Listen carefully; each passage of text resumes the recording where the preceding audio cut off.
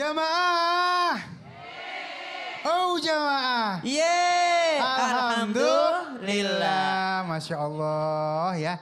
Ini di akhir pada kesempatan kali ini kita akan tanya nih bagaimana khususnya kita para suami ya. Merubah atau mungkin ada kebiasaan buruk kita sehingga akhirnya kita menjadi cogan atau cowok ganteng dunia akhirat. Silahkan siapa dulu nih? أعوذ بالله من الشيطان الرجيم أحل لكم ليلة الصيام الرفث إلى نسائكم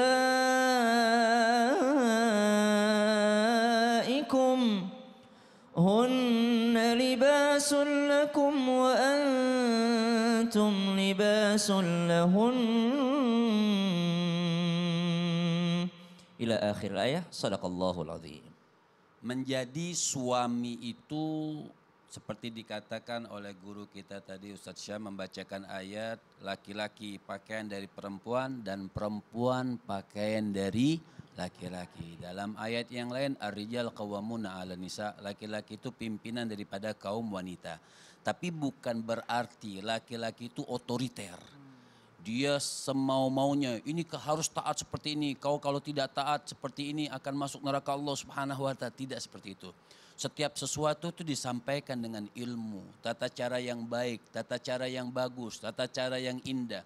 Menjadi suami yang mencontoh baginda Nabi besar Muhammad sallallahu alaihi wasallam yang bagaimana Nabi sering membantu daripada istrinya membersihkan rumah. Contoh kita juga seorang laki-laki, bahkan ada kalimat yang dikatakan oleh ulama itu mengatakan kau boleh di luar seperti raja tapi kembalilah ke rumah seperti bayi.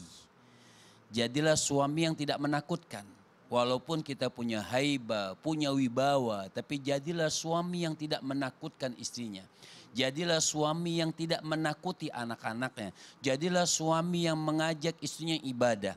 Jadilah suami yang mengajak anak-anaknya ibadah. Sehingga mendapatkan walaupun maaf secara fisik kita tidak ganteng, tapi dibikin ganteng oleh Allah Subhanahu wa ta'ala menjadi cowok yang idaman bagi keluarganya. Dan satu lagi, jadilah seorang ayah, jadilah seorang suami yang dibanggakan oleh istrinya. Jadi dia tidak membanggakan suami lain. Jadilah seorang suami atau jadilah seorang ayah yang dibanggakan oleh anak-anaknya. Ketika nama ayahnya disebut di luar dia bangga, oh itu ayahku. Atau suami, ketika suami itu disebutkan namanya di luar, oh itu suamiku. Kenapa? Karena suami yang bertanggung jawab kepada keluarganya. Masya Allah, memberikan nafkah dengan nafkah yang halal. Jangan kita hanya menuntut haknya kita sebagai suami, tapi kita tidak memberikan hak istri. Istri punya hak, anak-anak punya hak. Makanya Al-Imam Ghazali alaihi rahmatullah radhiyallahu ta'ala anhu arda sampai mengatakan menyusun ada 16 adab seorang istri terhadap suami dan sebaliknya ada 12 adab seorang suami terhadap istri.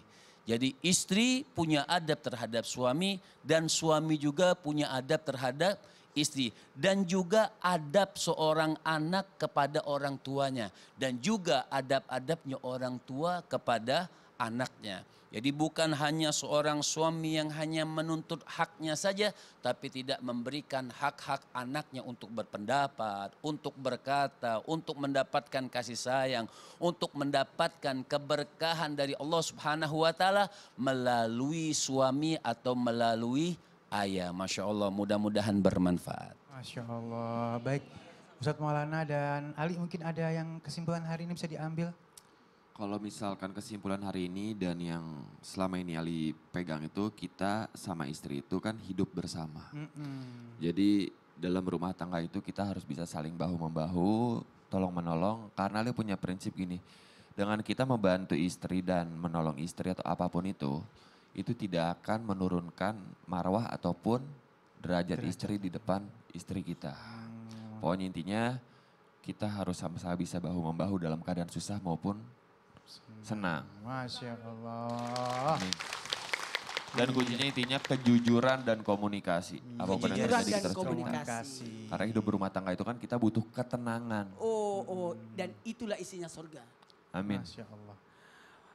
Kesimpulan tema kita hari ini, suamiku cogan dunia dan akhirat. Suamiku cowok ganteng dunia akhirat.